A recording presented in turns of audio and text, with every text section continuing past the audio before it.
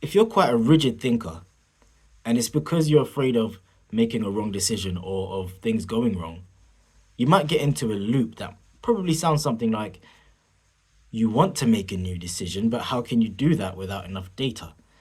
And if you don't make new decisions, how can you have new experiences to collect new data to make this new decision? So you kind of go round and round in your head, not getting anywhere.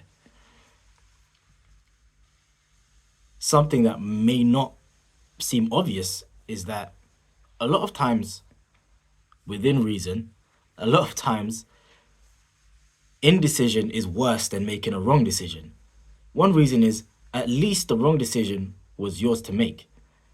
If you get stuck in indecision, that often leads to someone else making your decision for you. And when that happens, that means someone else is deciding our fate. And that means we get into games of, if it wasn't for you, I would be in this position. Or, look what you made me do. But you didn't take the wheel. You can change the course of a bad decision. And it comes with all the knowledge that you made from failing, or that you gained from failing, sorry. But you can't get the time back that you spent not deciding. Here's a random fact. Koala bears. Did you know koala bears pretty much only eat eucalyptus leaves? And you might see them in the tree taking the leaf and eating it. But because of the way a koala's brain is structured, it's not good at putting two and two together. So it knows what it likes, but it can't really say, if I like this, maybe I could try this like this, or maybe it likes what it likes and it sticks to that.